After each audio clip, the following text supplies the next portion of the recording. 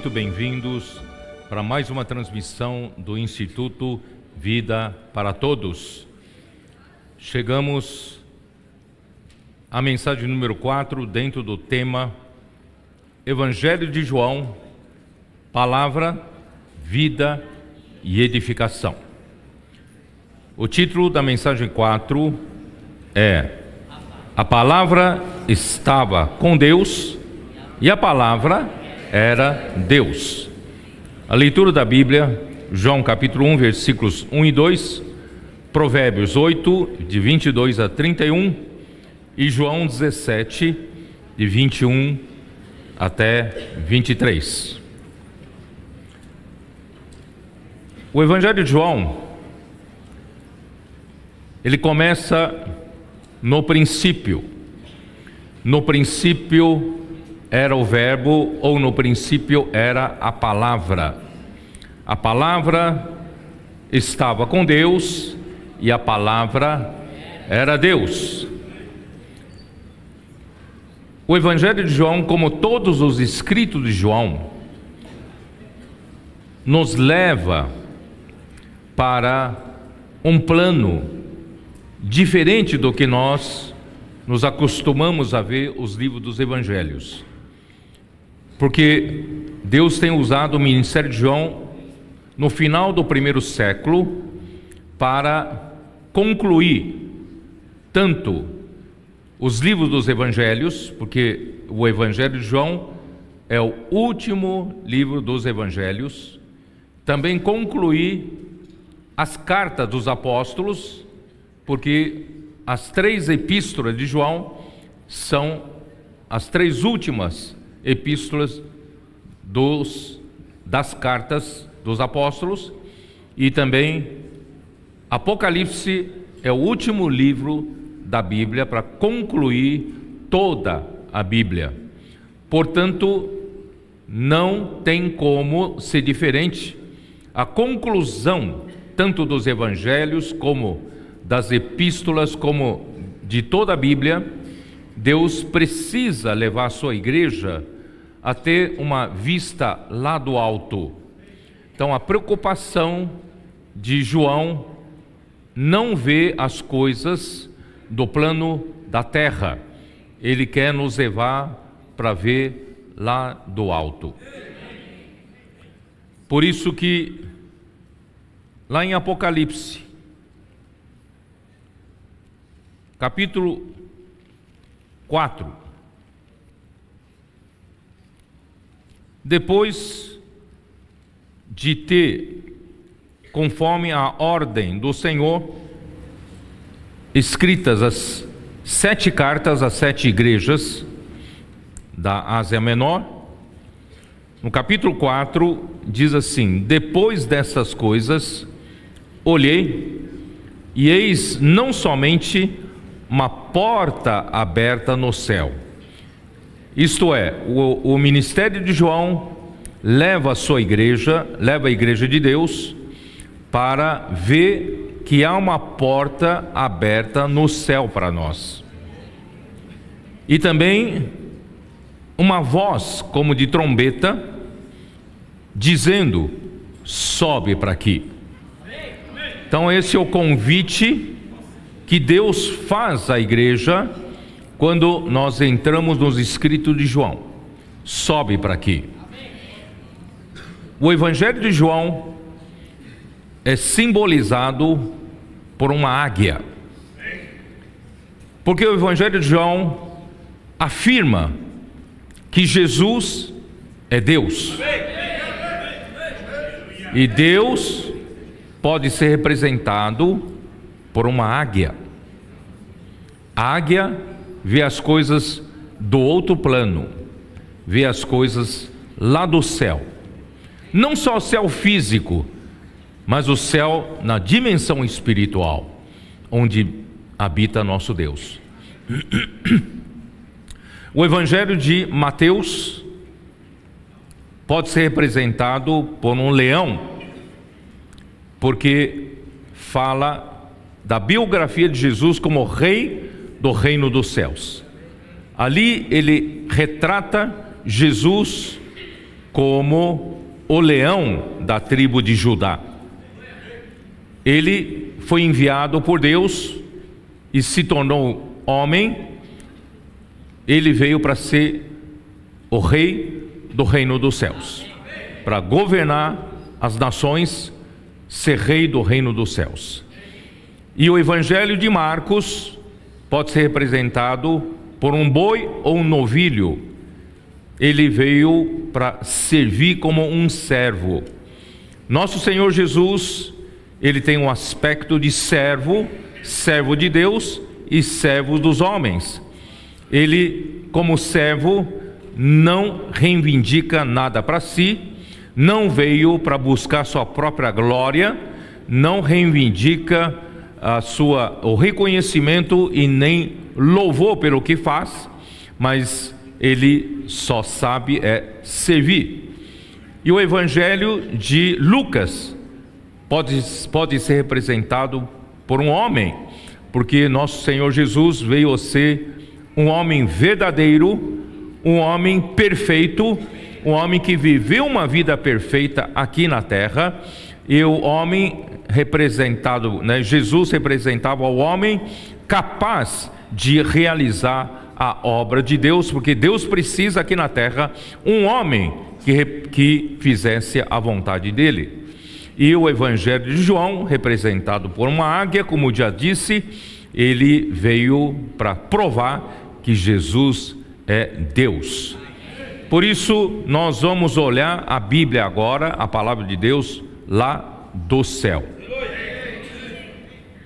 Muito bem, já falei muito, já é a quarta mensagem, e além das 4 mensagens, das 3 mensagens anteriores, nós falamos muitas palavras complementares através das lives de quintas-feiras e também de sábado para os comportores.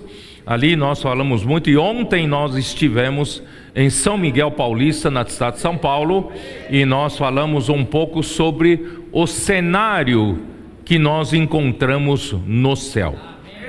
E hoje, para dar sequência a esses 2 primeiros versículos de João capítulo 1, eu não poderia deixar de falar um pouco sobre o cenário no céu e os 4 seres viventes.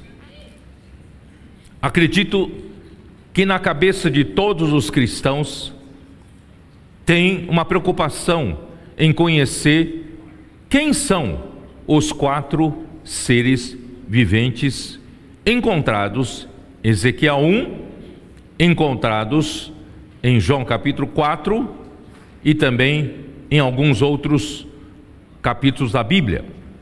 Quem são os 4 seres viventes? Serão eles seres angelicais, porque claramente eles estão em outra dimensão, e serão eles alguma coisa angelical, mas que atua na terra, e não estando na terra, mas tem tudo a ver com a terra.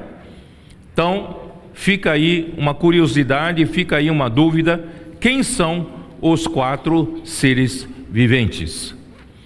Queridos irmãos, eu quero dizer para vocês que esses 4 seres viventes retratados em Ezequiel capítulo 1 são retratados aqui, versículo 5 de Ezequiel capítulo 1. Do meio dessa nuvem saía a semelhança de 4 seres viventes, cuja aparência era esta: tinham a aparência de homem, cada um tinha 4 rostos, como também 4 asas.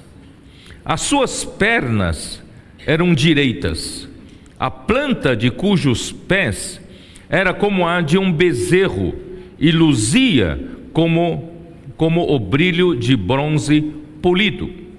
Ora, só olhando para as pernas, para os pés dos 4 seres viventes, nós já achamos estranho que esses 4 seres viventes tinham pernas retas E nós temos uma perna, nós temos pernas que possuem joelhos e tornozelos que dobram.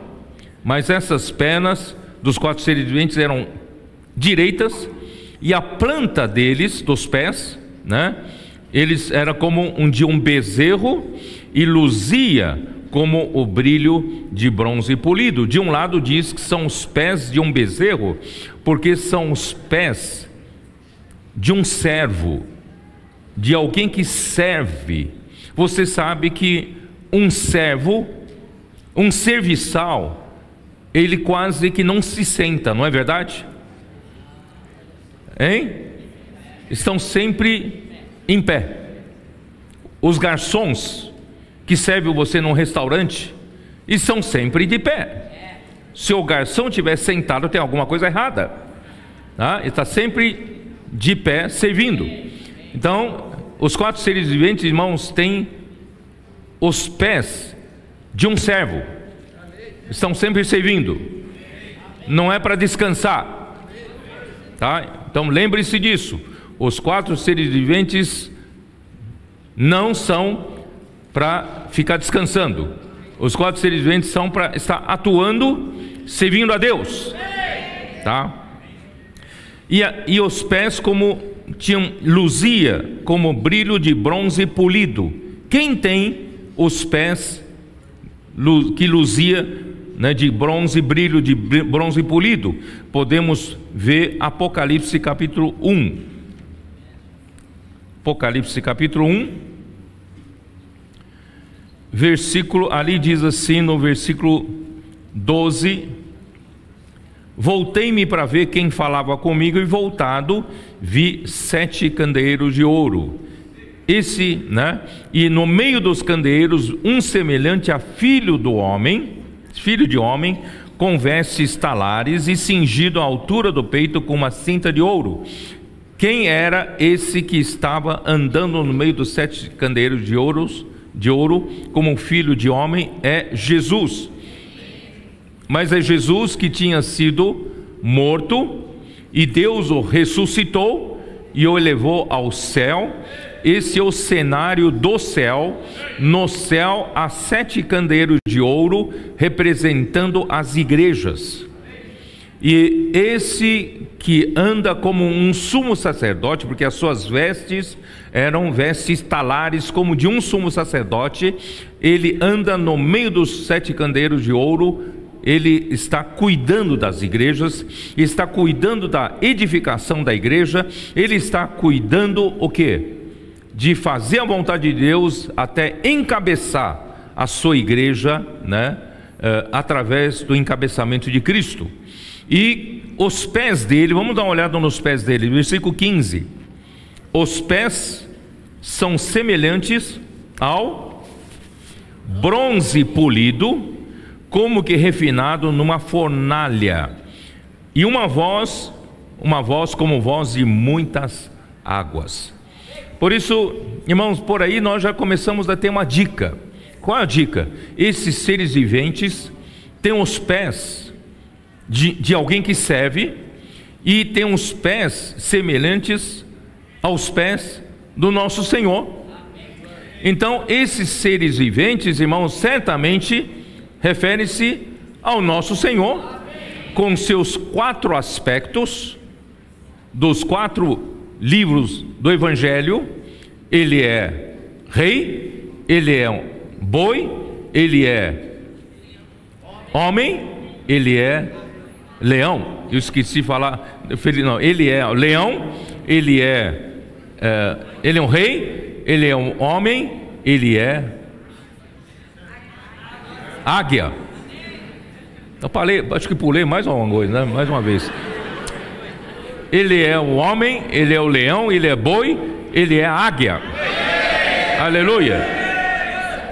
Então, os 4 seres viventes têm as 4 características do nosso Senhor Jesus. Os seus pés, como são pés de boi, de um servo, são os pés que não descansam. E os seus pés são como bronze polido, como do nosso Senhor, lá em Apocalipse capítulo 1. certo? Então, esses 4 seres viventes têm todas as características do nosso Senhor. Ele tem a característica de um rei, ele tem as características oh meu Deus do céu.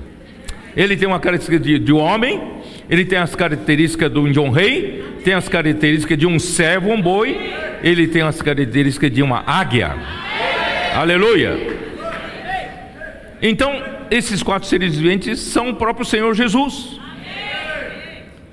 Mas por outro lado, não é só o Senhor Jesus. Por outro lado, esses 4 seres viventes, irmãos, referem-se à sua igreja. Porque enquanto esses 4 seres viventes se movem, alguma coisa aqui na terra acontece. Então a igreja está também nesses 4 seres viventes. Mas não é a totalidade da igreja. Desculpe-me, estou sentindo um calor. Tá, o fogo do céu já está.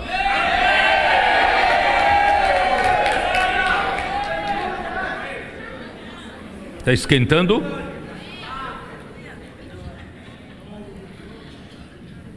Preparem-se.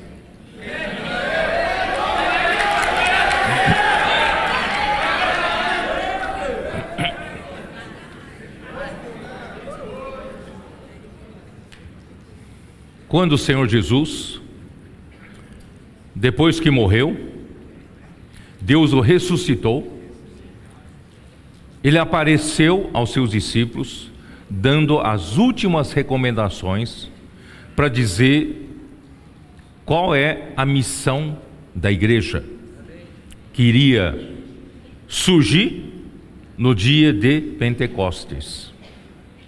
E em Mateus 28, os últimos 3 versículos eram o quê? Mateus 28, os últimos 3 versículos. Jesus, aproximando-se, falou-lhes, dizendo: toda autoridade me foi dada no céu e na terra. Porque Cristo, nosso Senhor, Ele recebeu toda a autoridade no céu e da terra. Quando Deus, Efésios 1 nos mostra, quando Deus o ressuscitou com a sua suprema grandeza do seu poder, Ele o alçou ao céu e o fez sentar-se à direita dele. E Ele hoje, nosso Senhor Jesus, hoje está nas regiões celestiais, acima. Acho que os jovens precisam acompanhar os versículos, então vou dizer João capítulo 1, tá? Perdão, João não, Efésios capítulo 1,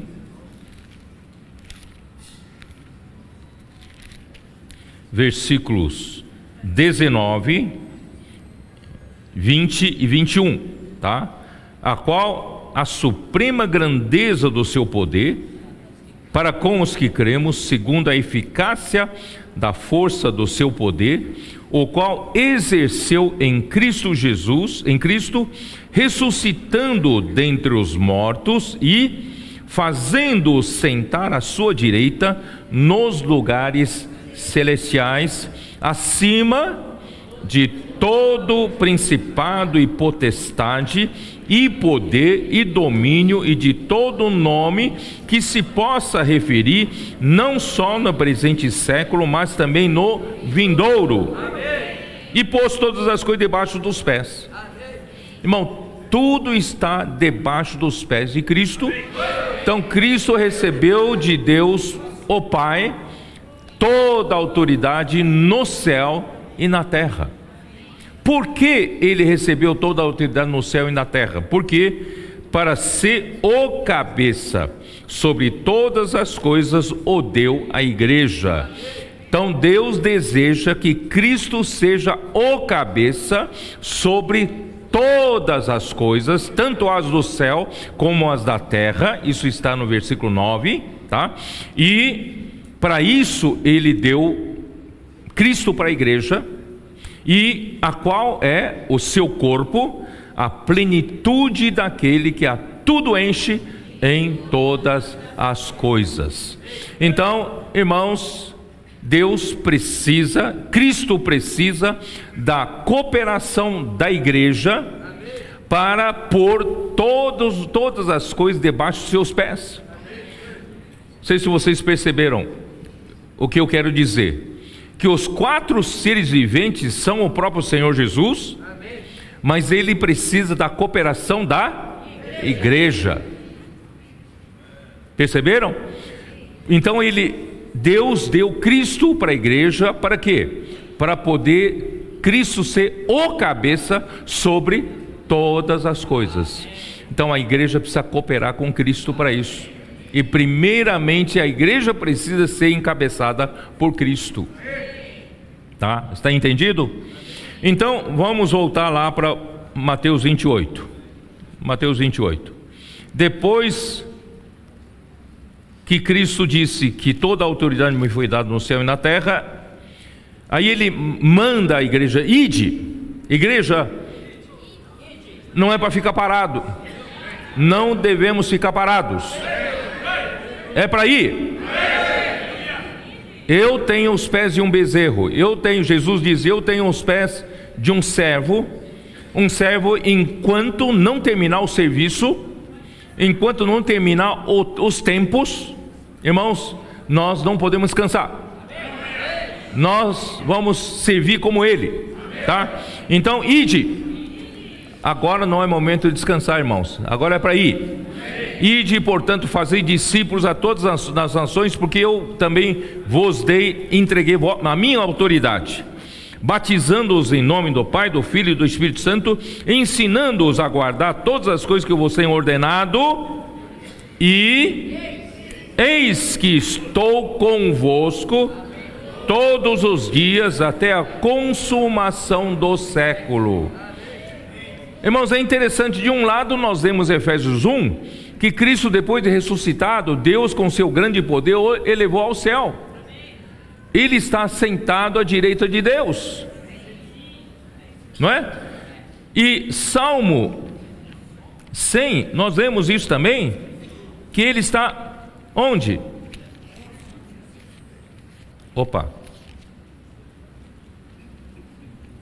Salmo 110, versículo 1, né? Salmo 110, versículo 1: disse ao Senhor, ao meu Senhor, assenta-te à minha direita, até que eu ponha os teus inimigos debaixo dos teus pés. Então, nosso Senhor Jesus, hoje, está sentado à direita de Deus. Mas aqui diz, ele tem uma tarefa a cumprir. Qual a tarefa a cumprir? Mateus 16, 18, como diz? Dá para você dar uma voltada aqui em Mateus 16, versículo 18, como diz?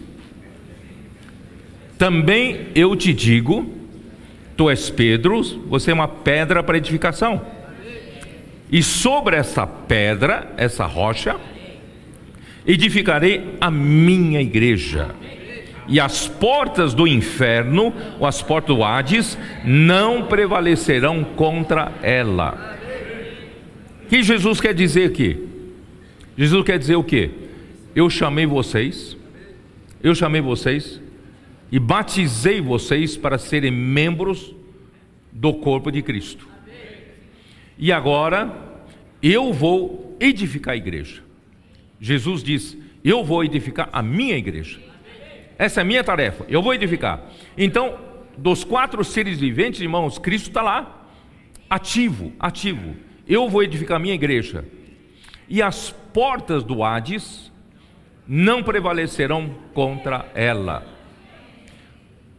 Quando a igreja for edificada, queridos irmãos, não haverá nada que pudesse ir contra a vontade de Deus, contra o encabeçamento de Cristo. Vocês estão entendendo? Porque pela nossa obediência, Deus vai punir toda desobediência. O nosso encabeçamento vai permitir a Cristo dar base para ele o quê? Varrer dessa terra, desse universo, toda desobediência.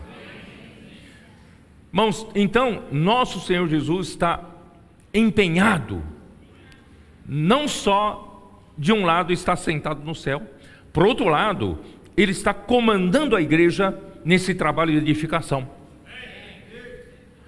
E eis que estou convosco todos os dias, até a consumação do século. Como esse que está sentado no céu está conosco? Para quê? Para a edificação da igreja, para fazer a vontade de Deus, para fazer encabeçar todas as coisas em Cristo. E é esse trabalho que está fazendo. Quem está fazendo esse trabalho? Os 4 seres viventes. Os 4 seres viventes, irmãos, são Cristo e mais a igreja que coopera com Ele. Marcos 16. Marcos 16. A comissão então que Ele deu para a igreja, versículo 15. E disse-lhes: ide por todo o mundo. Quer dizer, irmãos, é sempre ir. Tem um verbo ativo aí. Não é para ficar sentado não. Ide, portanto, por todo o mundo e pregai o evangelho a toda criatura. Eu não vou ler os versículos seguintes, vocês podem ler em casa. Versículo 19. De fato, o Senhor Jesus, depois de lhes ter falado, foi recebido no céu e assentou-se à destra de Deus. Ele está lá. Mas olha o último versículo, como diz: e eles, tendo partido, a igreja obedeceu às recomendações de Cristo. Eles tendo partido para onde? Partido para a cama, partido para sofá, não, partido para a rua. E eles tendo partido, pregaram em toda parte. Irmão, hoje tem pessoas que falam: mas eu estava nos Estados Unidos, alguém veio falar: posso orar por você? E agora que estou no aeroporto de Guarulhos e encontro vocês, posso orar por vocês? Vocês estão em toda parte. Realmente, irmãos, eles pregaram em toda parte. E quem coopera? Cooperando com eles, o Senhor. Ora, esse Senhor não está sentado lá à destra do Pai? Mas quando a igreja atua, quando a igreja age, né, debaixo do comando de Cristo, para fazer a obra de Deus, Cristo desce, está com a igreja, para fazer a obra de Deus. Então, cooperando com eles o Senhor e confirmando a palavra por meio de sinais. Aleluia! Por isso que, irmãos, essa é uma confirmação, irmãos, de que está acontecendo nos nossos dias. Tantos sinais estão acontecendo, coisas sobrenaturais estão acontecendo, milagres estão acontecendo. Irmãos, tudo é pela palavra profética. A palavra de Deus, irmãos, infelizmente o homem não entendeu. Principalmente, irmãos, no tempo da igreja em Tiatira nem havia a palavra de Deus. E o tempo da igreja em Sardes já tinha uma Bíblia aberta na mão. Infelizmente, a palavra para Sardes são palavras, mensagens bonitas para se falar, são revelações, né, para se defender. Mas não entenderam, irmãos, que toda a palavra de Deus é uma palavra de comando. Ele não está conversando meramente com você para ver se você acha boa a sua palavra. Ele quer a sua avaliação, se a palavra dele ajudou você. Não está preocupado com isso. Ele como cabeça, Cristo como cabeça, ele está dando voz de comando para a sua igreja, para executar a obra de Deus, toda vez que ele fala.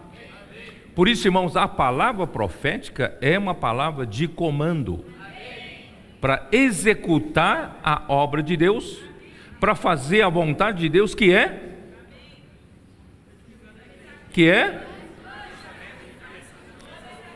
encabeçar todas as coisas em Cristo.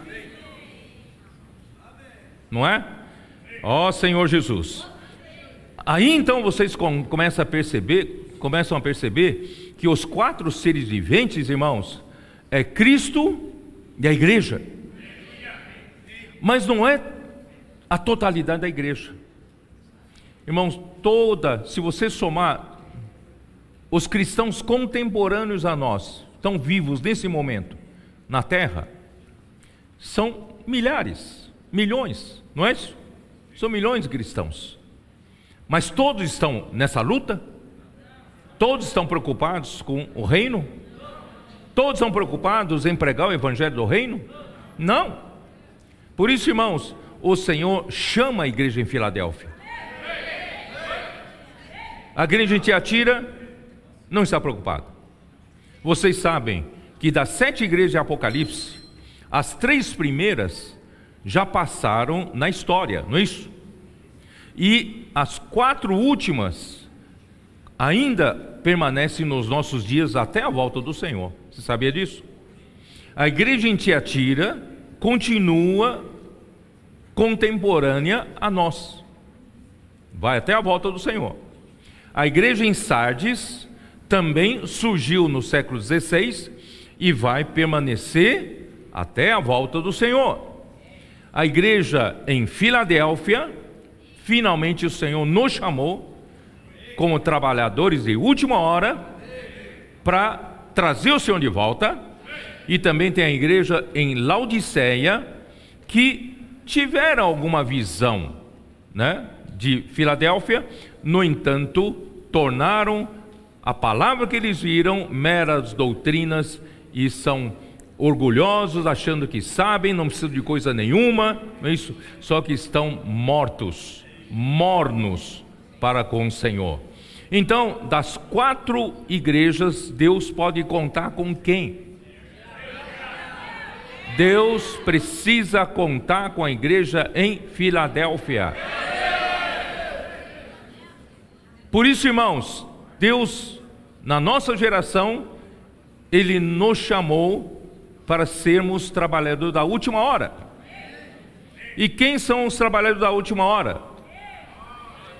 Deus quer chamar esse trabalhador da última hora da igreja em Filadélfia para fazer parte de quê? Dos 4 seres viventes. E os 4 seres viventes estão para fazer o quê? A obra de Deus, realizar a obra de Deus. O Senhor precisa voltar, né? A segunda vinda de Cristo, irmãos, está aí, sair às portas, mas alguém precisa realizar essa obra. Deus pode contar com quem? Ele quer contar com você. Por isso, irmãos, João veio para nos levar lá para o céu, para nos despertar a ver qual é o cenário no céu. Por isso que eu falei em São Miguel. Qual é o cenário no céu? O céu está parado? O céu está apático? O céu está vivendo outra atmosfera, não está preocupado com a terra? Não. O céu está num ritmo forte, muito forte. Como está o céu? Ezequiel 1, vamos lá.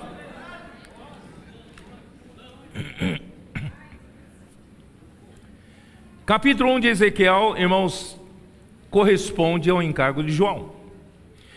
Versículo 1, no final do versículo 1 diz assim: se abriram os céus e eu tive visões de Deus. Irmãos, em Ezequiel também tem um céu aberto. O céu se abriu para Ezequiel ter visões de Deus. Irmãos, chegou a hora de Deus nos dar as visões de Deus. Lá no céu, o céu se abre para você, se abre para a igreja em Filadélfia, porque é do interesse de Deus, irmãos, que nós vejamos o que acontece no céu e a gente veja o ritmo do céu, e a terra precisa andar no ritmo do céu.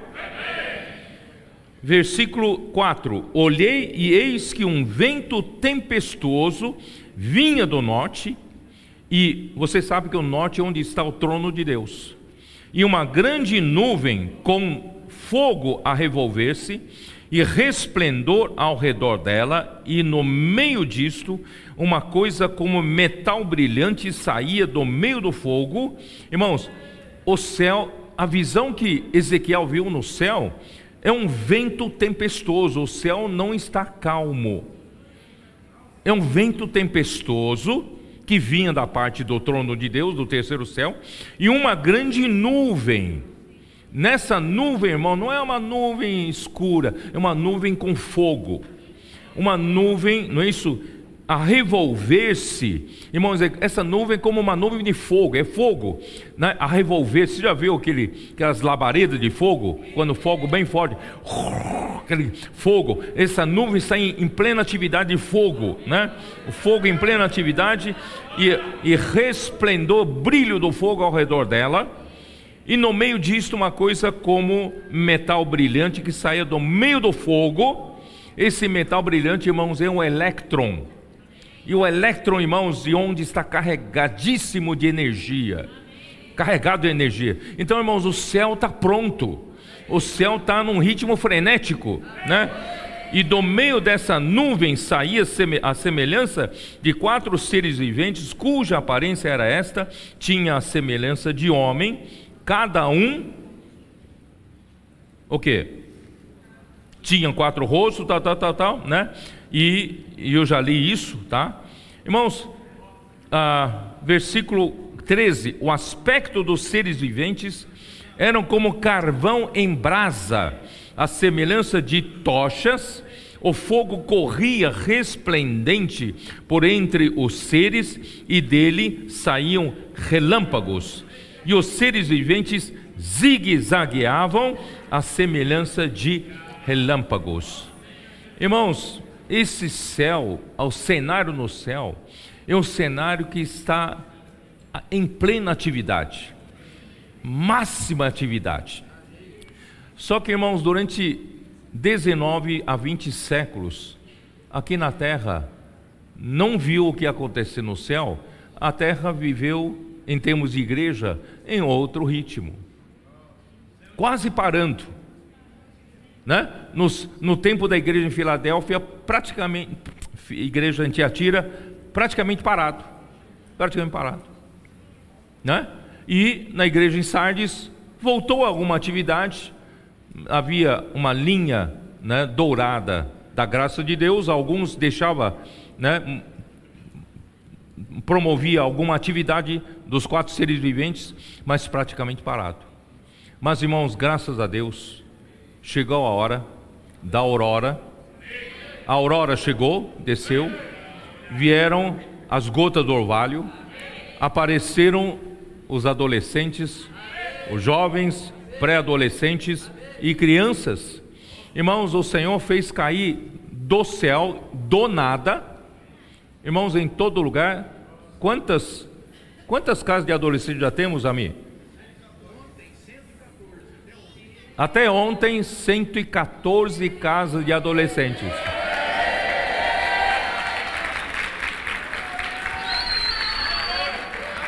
Cada semana estão aparecendo mais algumas. Uma das mais recentes são José dos Campos, né? Cadê o Saulo? Aí, Saulo me disse agora há pouco, né? Foi a segunda reunião deles, né? Segunda reunião. Você falou quantas pessoas estavam lá? Quantos adolescentes?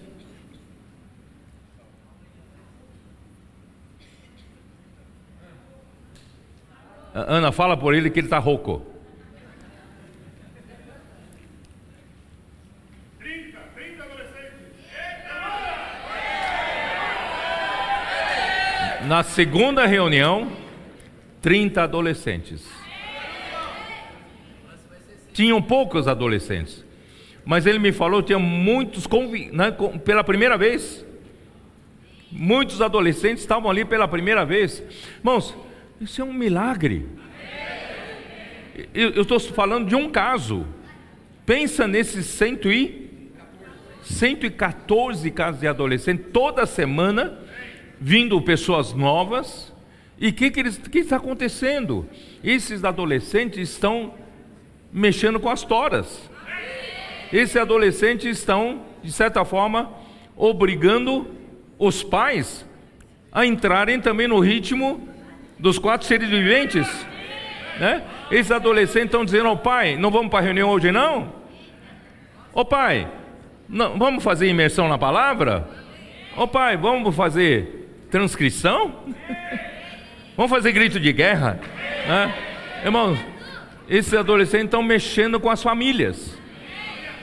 E cada dia, irmão, novos adolescentes estão acontecendo. Irmão, quem fez esse trabalho? O Espírito fez esse trabalho. Sabe o que o Senhor está querendo falar conosco? Já que está difícil de eu mover as toras, está difícil eu mexer com os adultos, está cheio de conceito na cabeça, não tem a simplicidade de um adolescente. Eu vou trabalhar através dos adolescentes e mexer com as toras. E eu quero aumentar o ritmo na terra. E o Senhor usou os adolescentes para mexer conosco. Nós que ficamos tanto tempo parados, os pés não mais uns pés de um garçom, ficamos sentados muito tempo no sofá, entre 4 paredes da nossa vida convencional da igreja, né? Perdemos até o jogo de cintura, né? A mim não tem nem cintura mais, né? Perdemos a flexibilidade, né? E agora estamos tendo que pular um pouco, né? Irmãos, os adolescentes estão nos ajudando a imprimir aqui na terra o ritmo do céu. O céu está em plena atividade, cheio de fogo, relâmpagos, vozes, trovões, fogo correndo resplendente por todo quanto é lado, e nós ali parados. A vida da igreja convencional, tradicional, e alguns até acham bons, não querem sair daquela vida da igreja convencional. Irmãos, a terra precisa acompanhar o ritmo do céu.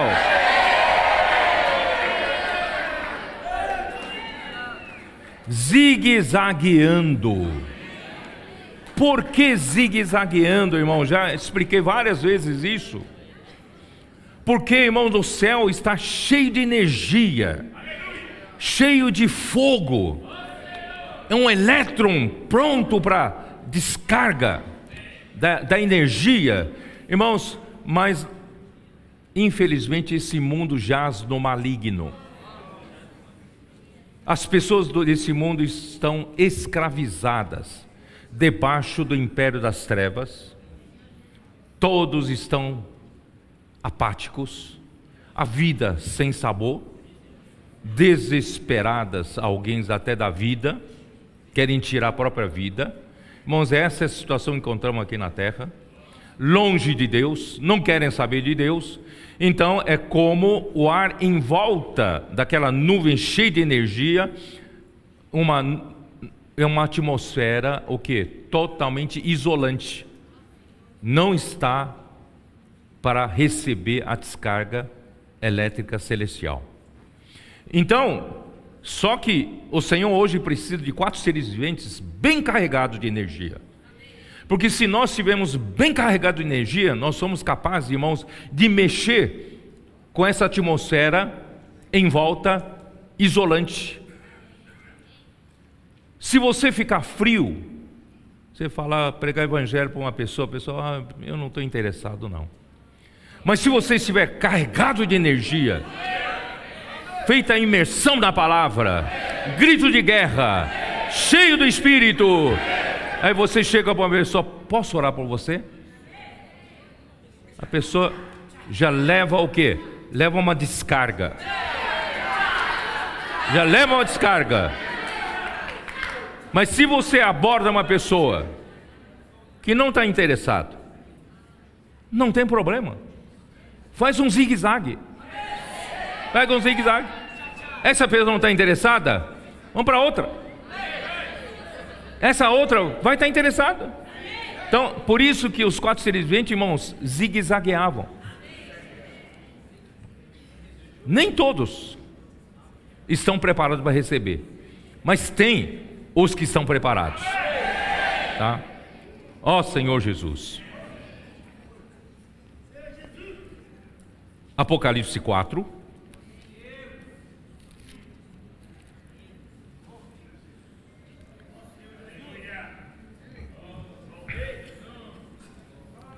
Já falei. Uma porta aberta no céu. Sobe para aqui. Aí, o que João viu quando subiu lá no céu? Versículo 2. Imediatamente eu me achei em espírito, e eis armado no céu um trono. E um trono, alguém sentado. Irmãos, qual a primeira visão que você vê quando você é levado para o céu?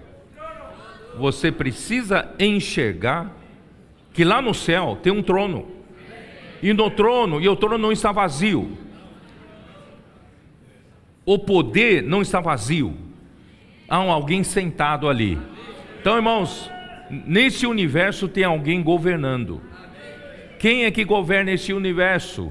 Nosso Deus com seu Filho Cristo, Jesus Cristo, como Cordeiro. O Cordeiro está sentado à direita de Deus. Irmãos, esse é o governo que nós encontramos lá no céu. Por isso, irmãos, toda a palavra que vem dele é uma palavra para governar, uma palavra de ordem, uma palavra de comando. Irmãos, tenha isso em mente, sabe? Porque pela influência dos Sardes, nós os cristãos estamos muito acostumados a querer ouvir uma boa doutrina, ouvir uma boa mensagem, uma mensagem doce, não é isso? Para me alegrar um pouco o coração, para tirar um pouco do meu espírito abatido, não é isso? Precisa ouvir uma palavra de conforto. Mas, irmãos, nós nos enganamos, porque lá no céu tem um trono, tem alguém sentado. E o trono serve para quê? O trono serve para comandar, dar ordens. Irmãos, a palavra de Deus é uma ordem. É uma ordem para os 4 seres viventes executarem. Nós estamos aqui na terra para executar a vontade de Deus. Irmãos, não tem tempo para perder, né? Nossos pés têm que ser pés de um bezerro. Não tem pés, não pode sentar, não pode descansar, não. Vamos andar, vamos, né? Caminhar. Vamos para a rua, pregar o evangelho, encontrar pessoas, cuidar das pessoas, edificar a igreja. Irmãos, esse é o nosso trabalho. Por isso, irmãos, lá no céu tem alguém sentado, tem um trono de alguém sentado. Esse que se acha sentado é semelhante no aspecto à pedra de jaspe e de sardônio, e ao redor do trono há um arco-íris semelhante no aspecto à esmeralda, e ao redor do trono há também 24 anciãos. Lá tem autoridades que ajudam a Deus a administrar esse universo, né? E no versículo 5, do trono saem relâmpagos, vozes e trovões. Irmão, do trono não saem meramente vozes suaves, do trono saem relâmpagos, vozes e trovões, e diante do trono ardem 7 tochas de fogo, que são 7 Espíritos de Deus. Irmão, Deus tem pressa. Temos que ter esse mesmo senso de urgência. Aqui na terra está tudo em desordem. Satanás acabou com esse mundo, cheio de morte, cheio de rebeldia, cheio de desobediência. Irmão, nós temos que pregar o evangelho do reino.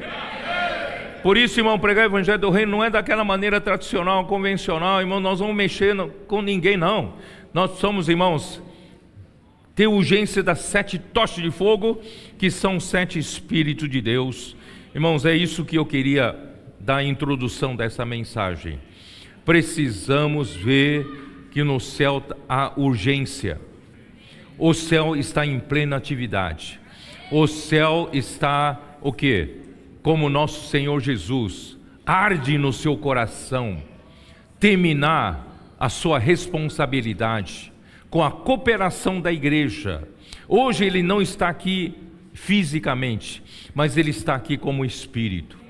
Nosso Senhor Jesus está aqui conosco como o Espírito, como outro Consolador, como o Espírito da verdade. Ele está aqui, irmãos, cooperando conosco para esses 4 seres viventes fazerem a vontade de Deus debaixo do comando do Senhor. Tá bom. Então eu vou voltar para João capítulo 1. Vamos lá. João capítulo 1. No princípio era a palavra. Esse princípio é na eternidade passada. Já disse, é diferente de Gênesis 1:1. Aquele princípio é o princípio do tempo, é o princípio da criação, quando Deus começou a criar os céus e a terra. E esse tempo só vai terminar, já disse isso na mensagem passada, só vai terminar quando a vontade de Deus for feita, quando chegar o que a igreja cooperar com Deus, encerrar esta era presente, a era da igreja, tá? E os vencedores serão arrebatados até o trono de Deus. Aí virá a grande tribulação, e no final da grande tribulação, os vencedores virão na parousia de Cristo, na vinda de Cristo. Nós vamos participar da última batalha, onde nós vamos derrotar Anticristo e os seus exércitos. Vamos lançar todos para o lago de fogo, varrer toda a desobediência, e nós vamos ajudar a aprisionar Satanás, né? E aí vai começar a era do reino milenar, 1000 anos, em que Cristo vai governar de fato, reinar, é o reino do Filho de Deus. Só que no final do milênio, ainda Satanás será solto, a ele será permitido provocar a última rebelião para Deus poder limpar tudo desse universo, e esses rebeldes, juntamente com Satanás, serão no final do milênio lançados para o lago de fogo definitivamente. E aí então também será lançado o quê? Lançada a morte por lago de fogo, também será lançado o inferno, o Hades, para o lago de fogo. Aí, queridos irmãos, no final do milênio, depois de feito isso, não haverá mais nada que não esteja encabeçada por Cristo. Toda desobediência estará no lago de fogo. Aí então, o que acontece? Eu falei já isso em 1 Coríntios 15. Então, Cristo então entregará o reino a Deus Pai, e Deus Pai vai receber esse reino. Já não tem mais nenhuma desobediência, tudo está debaixo do encabeçamento de Cristo. Então Deus receberá o seu reino e terminará o tempo, não haverá mais o tempo, começará a eternidade futura, e quando Deus Pai receber o reino para si, até Cristo se sujeitará a Deus, e Deus será tudo em todos, para todo sempre. É assim que vai acontecer, tá? Então, no princípio era a palavra. A eternidade passada, Cristo era a palavra. Irmãos, por que Cristo era a palavra? Porque Deus, mesmo antes de ter criado, né, todas as coisas, Ele pôs em sua mente: eu vou criar o homem. O homem vai fazer a minha vontade. Dentre todas as criaturas, eu vou criar o homem vai fazer a minha vontade. Eu preciso me comunicar com o homem. Por isso, Cristo, o segundo da Trindade, o Filho, é a palavra. O Filho é o meio de comunicação de Deus para com o homem que Ele irá criar. O homem, tanto é que Deus, quando criou o homem é a única criatura de toda a criação que se comunica com palavras. Você já percebeu isso? O cachorro da sua casa, não tem uma linguagem em palavras, não tem, né? Não tem alfabeto, não tem, né, palavras, frases. Tem um latido, tem a expressão, né? Mas a única criatura que se comunica com palavra é o homem. Então, o homem é um meio de comunicação, né? Perdão, a palavra é um meio de comunicação para se transmitir uma ideia e se transmitir os pensamentos, não é assim? Então, como eu me comunico com vocês? Através da palavra. E através da palavra eu comunico com vocês, eu transmito a minha ideia, transmito os meus pensamentos. E assim que Deus quer se comunicar com o homem, transmitir a sua ideia, transmitir os seus pensamentos, não é isso? Por isso Cristo é a palavra. Aí já mostra que Deus, Ele é um Deus que quer se comunicar com o homem. Mas tem uma grande diferença entre a palavra como meio de comunicação entre homens e a palavra para Deus se comunicar com o homem. Uma grande diferença. Qual a grande diferença? Quem sabe? A grande diferença é de que essa palavra que eu estou falando com vocês são palavras como instrumento. E essa palavra que eu estou falando com vocês não sou eu. Não é isso? A palavra que você lê no jornal de hoje, quando você lê o jornal, a palavra apenas são instrumentos para transmitir uma ideia, não é isso? Mas a palavra para Deus é Cristo. Então, quando a palavra chega até você, não só comunica a ideia de Deus, comunica o próprio Cristo. O próprio Cristo chega até você, como Deus, o próprio Deus chega até você. Então Deus não só através da palavra transmite uma ideia, transmite uma informação, não. Deus quer transmitir Ele mesmo.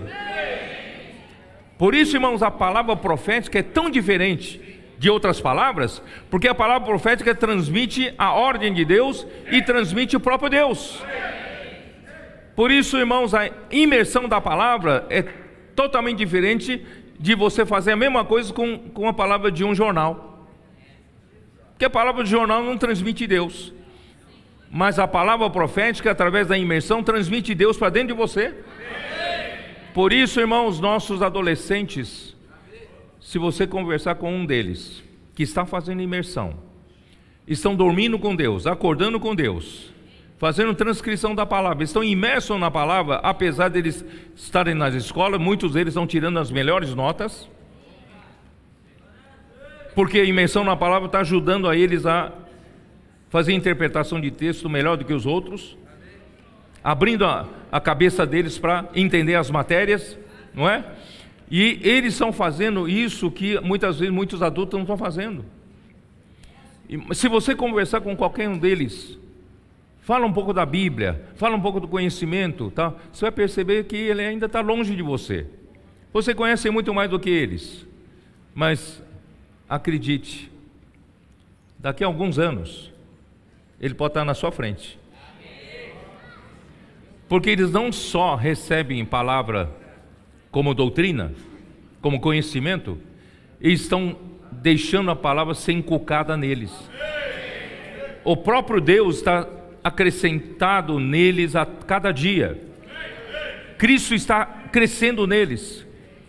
De grão em grão, galinha enche o papo. É a disputa de lebre com a tartaruga. Você é uma lebre, você despreza eles, como em Deuteronômio 1. Eles não discernem nem o bem e o mal, não discernem nem a mão direita da mão esquerda, estão longe de mim, mas deixa passar mais um tempo.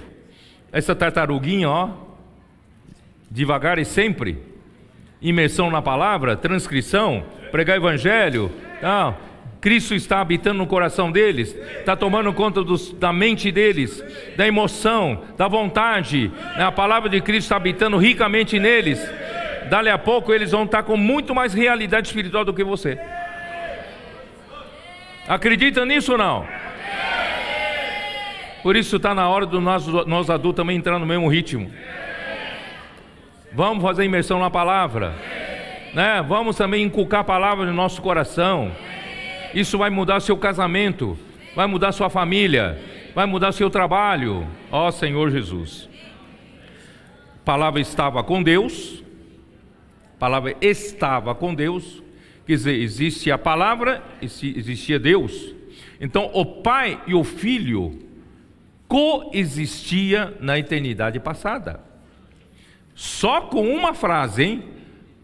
No princípio era a palavra, quer dizer, a palavra já existia na eternidade. E a segunda frase, a palavra estava com Deus, já diz tanta coisa. A palavra estava com Deus diz o quê? Diz que o Pai e o Filho coexistiam desde a eternidade para a eternidade. Vocês estão entendendo ou não? Os dois existem ao mesmo tempo. E a terceira frase, e a palavra era Deus. Aí fica mais difícil para o homem entender. Ora, eles coexistem, são dois ou são um? Então, a palavra era Deus. Ó Senhor Jesus. Agora sim, eu vou explicar para vocês a coinerência. Deus é Deus. O Pai e o Filho coexistem desde a eternidade passada até a eternidade futura, durante toda a eternidade, né? Coexistência. Mas também eles estão um dentro do outro. Como é que você explica isso? Como é que você entende isso? Um é outro, um está no outro, um vive no outro. Como é que pode ser um negócio desse? Romanos 8.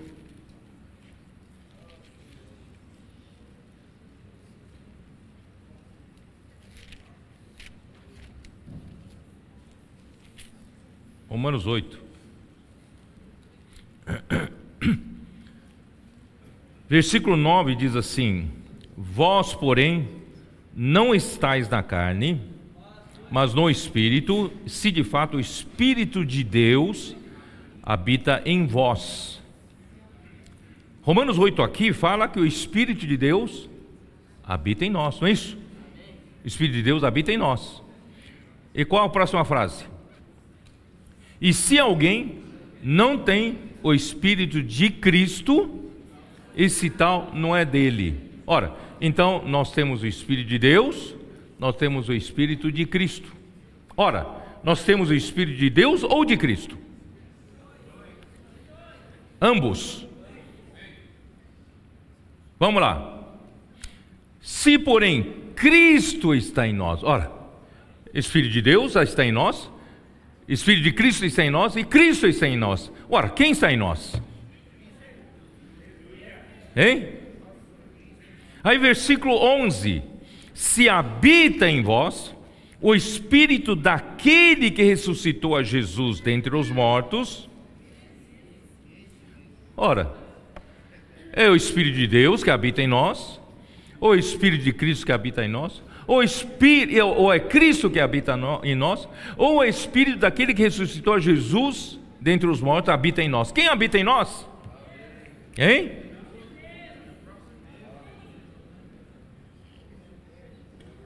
Lá no final do versículo 11, por meio, vivificará também o vosso corpo mortal por meio do seu Espírito que em vós habita. Habita em nós. Aí ficamos confusos, não é isso? Quem habita em nós? Vou dizer uma coisa para vocês. Quando era jovem, no comecinho ainda, né, do início da vida da igreja aqui no Brasil, aí vieram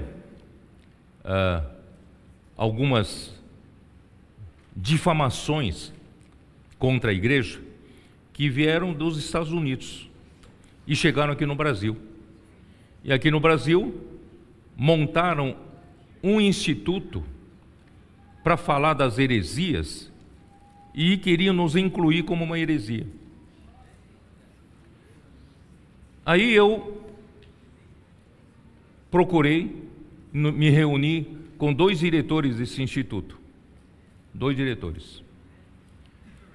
Eu percebi, eles tinham a ideia de triteísmo, conceito de 3 deuses separados: o Pai, o Filho e o Espírito. Então eu perguntei para eles: vocês que receberam o Senhor Jesus, vocês creram no Senhor Jesus? Vocês creem que quem está em vocês, quem habita em vocês, é o Pai, é o Filho ou o Espírito Santo? Aí eles, meio constrangidos, falaram: não, evidente, é o Espírito Santo. O Espírito Santo está em nós, representante de Deus está em nós. Eu falei: então me diga só sim, não. Me responda: Cristo está em vocês ou não? Não, é o Espírito Santo que representa Cristo e está em nós. Não, me pergunta, então Cristo não está em você, então? Cristo não habita em você? Não é isso que eu quis dizer. O Espírito Santo, né, tá. Irmãos, é uma confusão. Uma confusão. Quem habita em você?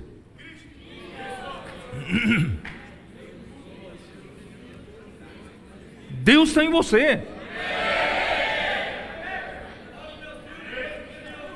Através de Cristo e por meio do Espírito. Ele está em você. Deuteronômio 8.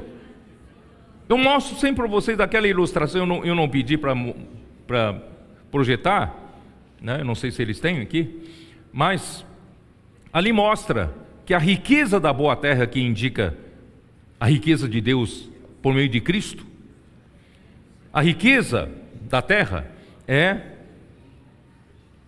são as águas. Quando você vai comprar uma terra seca, não tem água por perto, irmãos, a terra é ruim, não é isso? A terra tem que ter água. E a riqueza da boa terra de Canaã é que tem manancial profundo. Mas esse manancial profundo, que não tenha nenhuma comunicação com a superfície da terra, não adianta muita coisa, a não ser que você pague alguém para furar um poço artesiano, não é isso? Mas graças a Deus que nessa boa terra não só temos o manancial profundo, nós temos o quê? A fonte. O que é uma fonte? É a comunicação do manancial profundo até a superfície, e de onde jorra a água, né? Então isso aqui é uma fonte. E não só tem a fonte, e tem ribeiro de água, tem um rio que corre depois disso. Então o manancial é como o pai, a fonte é como o filho, que é a palavra, que é a comunicação com a terra, e o ribeiro é o Espírito. Vocês estão me entendendo? Deus é 3 para poder chegar até nós, para poder eles fluir como água até nós. Aí você vai perguntar: quem está em você? Quem está em você? Do manancial, da fonte e do ribeiro. Quem está em você? Você tem que dizer: a água está em mim.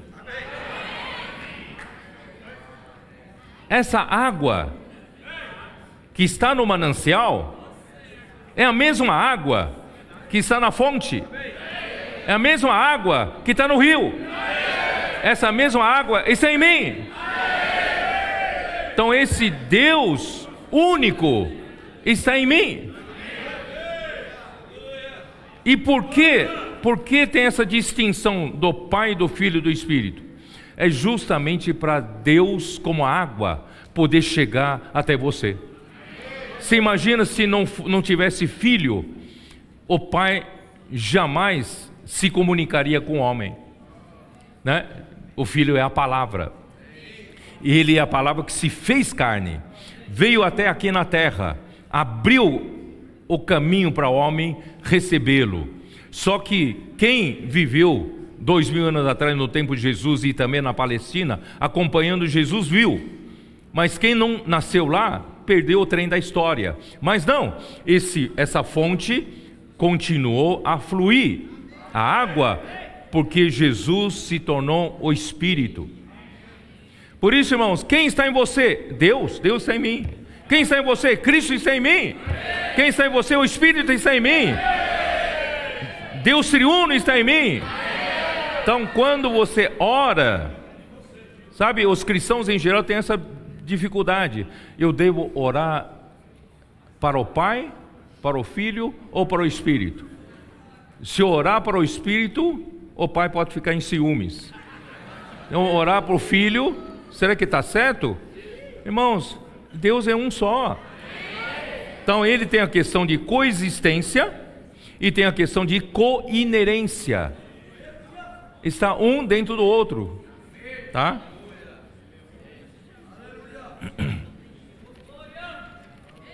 João 17. Ó Senhor Jesus.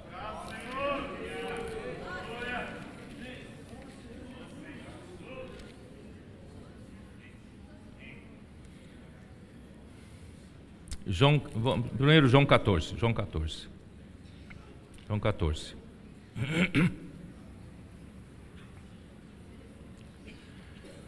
Ah, Senhor Jesus.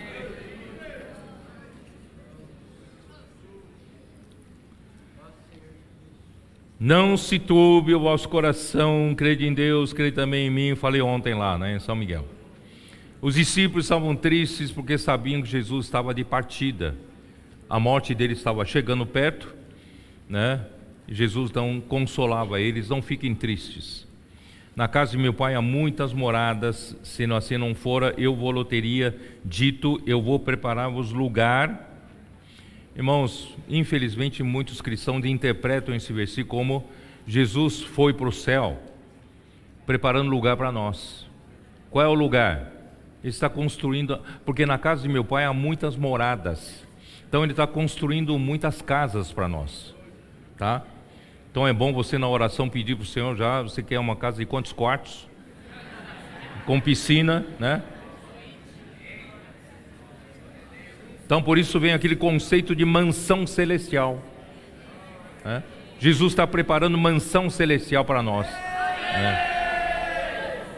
Mas a morada aqui não é isso. E quando eu for e vos preparar lugar, voltarei e vos receberei para mim mesmo. Jesus em carne não tinha como receber os discípulos para ele, não tem como receber para dentro dele, não é isso? Mas quando ele for e voltar, ele vai ser capaz de receber, tá? Para que onde eu estou, estejais vós também. Esse é o lugar que Jesus quer preparar para os discípulos. Que lugar é esse? Para também levar os discípulos para onde Jesus já estava. Onde Jesus estava? Jesus estava em Deus. Só que não tinha condições ainda de transferir os discípulos que estão do lado de fora para dentro de Deus, não tinha.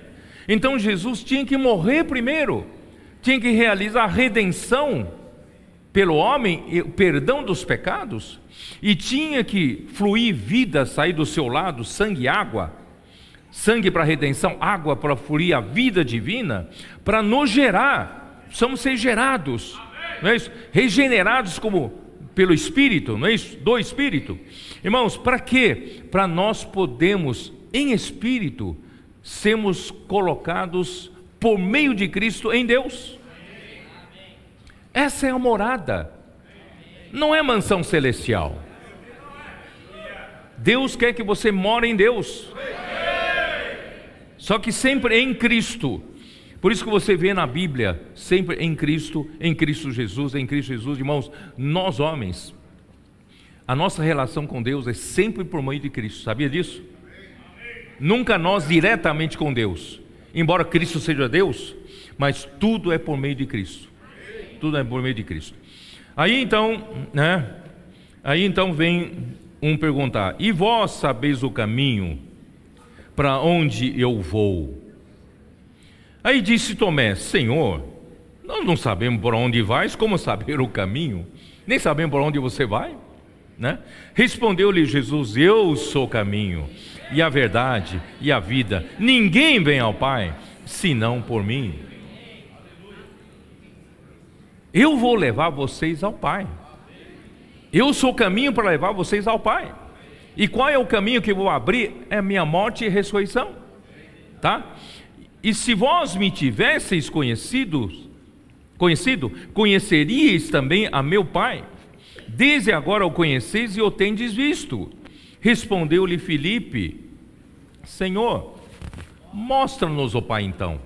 Isso nos basta. Mostra, cadê o Pai?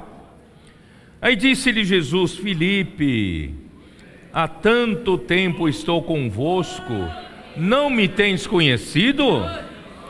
Quem me vê a mim, vê o Pai. Como dizes tu, mostra-nos o Pai? Vocês estão entendendo essa coinerência? O Pai e o Filho são um. O Pai ninguém viu, mas quem vê o Filho vê o Pai. Não crês, olha o versículo 10: não crês que eu estou no Pai e que o Pai está em mim? Vocês viram? Essa é a coinerência. O Pai está no Filho e o Filho está no Pai. Um habita dentro do outro. Isso fisicamente é impossível, mas Deus é Espírito. O Pai e o Filho são um, porque um habita dentro do outro, né? Crede-me que estou no Pai e o Pai em mim. Crede ao menos por causa das mesmas obras. Em verdade, aquele que crê em mim fará também obras que eu faço, e outras maiores fará, porque eu vou para junto do Pai. Vocês vão fazer coisas maiores, porque eu vou para junto do Pai e vou levar vocês para dentro do Pai. Se me pedires alguma coisa em meu nome, eu farei. Se me amais, guardareis os meus mandamentos. E eu rogarei ao Pai, e Ele vos dará outro Consolador, a fim de que esteja para sempre convosco. Irmãos, aí entra o Espírito. Falamos do Pai, falamos do Filho, agora entra o papel do Espírito. O que o Espírito faz? E eu rogarei ao Pai, e Ele vos dará outro Consolador, a fim de que esteja para sempre conosco. Jesus fisicamente não tinha como estar para sempre com os discípulos, mas Ele em Espírito, Ele conseguiria estar para sempre conosco. Ele está aqui. Jesus está aqui, em forma do Espírito. Ele está aqui. E quem é esse outro Consolador que Jesus mandou para estar sempre conosco? Que o Pai mandou para estar sempre conosco? É o Espírito da verdade. O Espírito da verdade significa o Espírito da realidade. E o Espírito, irmãos, que nos leva para a realidade. Tirar-nos, irmão, da mentira, da falsidade, das coisas vazias, quer nos preencher com Deus, preencher-nos com Cristo. Esse Espírito tem esse trabalho de nos levar, nos encher de toda a realidade. Então o Espírito da verdade que o mundo não pode receber, porque não o vê. O mundo não vê esse Espírito, nem o conhece. Mas é interessante, Jesus fala assim: vós o conheceis. Ué, os discípulos devem dizer: mas como nós conhecemos? Nós não conhecemos o outro Consolador, nós não conhecemos o Espírito da verdade. Como nós conhecemos? Aí ele explica: porque ele habita convosco. Quem habitava com eles? Aqui, vocês adolescentes, vocês estão vendo o verbo aqui está em que tempo? Ele habita, porque ele habita convosco. Habita está no presente do indicativo. Esqueceram isso? Conjugação de verbo? Hein? Precisam estudar um pouquinho mais a gramática, hein? Isso é tão básico isso, né? Isso é presente do indicativo, né, Ami? Perdeu essa aula também?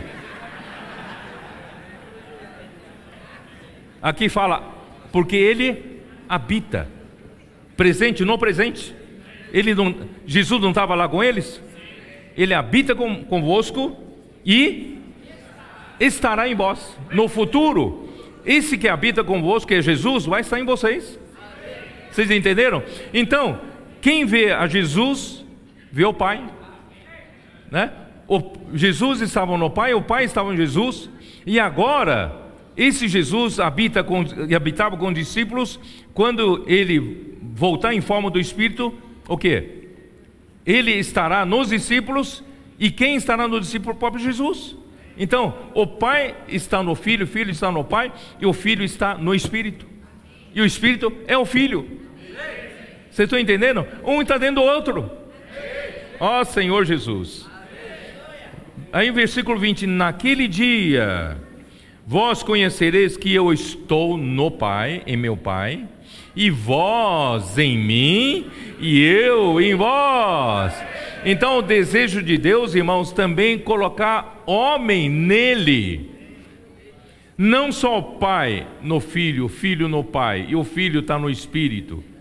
Agora Ele quer colocar nós nele, através dele no Pai também, né? Ó Senhor Jesus. Versículo 23: respondeu Jesus: se alguém me ama, guardará a minha palavra, e o meu Pai o amará, e viremos para ele e faremos nele morada. Ele quer morar em nós, né? Vamos lá para João 17.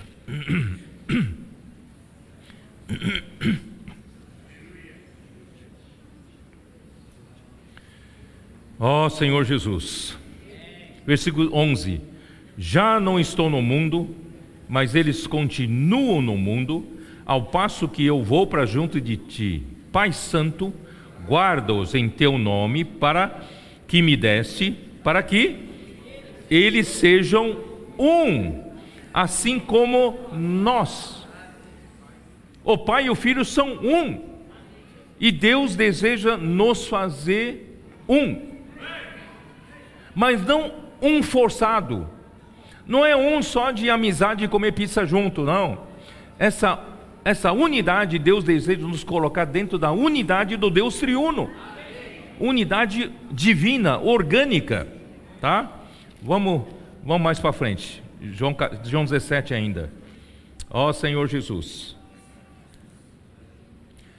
Versículo 20: não rogo somente por estes, mas também por aqueles que vierem a crer em mim por intermédio da sua palavra, que somos nós, né? A fim de que todos sejam um, como és tu, ó Pai, em mim. Vocês estão me acompanhando ou não? A fim de que todos sejam um, e como és tu, ó Pai, um em mim, e eu em ti, também sejam eles em nós, para que o mundo creia que tu me enviaste. Eu lhes tenho transmitido a glória que me tens dado, para que sejam um, como nós o somos. Irmãos, no fim das contas, é a glória de Deus, irmão, vai como é que fala? Vai complementar esse trabalho da unidade. Quando nós somos glorificados, irmãos, como é que fala? É a cereja do bolo. Vai terminar todo o trabalho que o Senhor está fazendo conosco, né? Eu lhes tenho transmitido a glória que me tens dado, para que sejam um como nós o somos, eu neles, Jesus Cristo em nós, e tu em mim, o Pai no Filho, a fim de que sejam aperfeiçoados na unidade, para que o mundo conheça que tu me enviaste e os amaste, como também amaste a mim. Pai, a minha vontade é que onde eu estou, onde ele estava? No Pai. Onde eu estou, estejam também comigo os que me destes, e para que vejam a minha glória que me conferiste, porque me amaste antes da fundação do mundo. Ó Senhor Jesus. Senhor Jesus, eu não falei nada do que eu preparei aqui.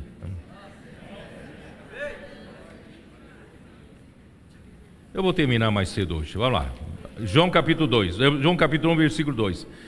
Ele, a palavra, estava no princípio com Deus. A palavra, no princípio era a palavra estava com Deus, coexistência, a palavra era Deus, coinerência, e ele estava no princípio com Deus, né? Então todas as coisas foram feitas por intermédio dele, e nada, né? E sem ele nada do que foi feito se fez.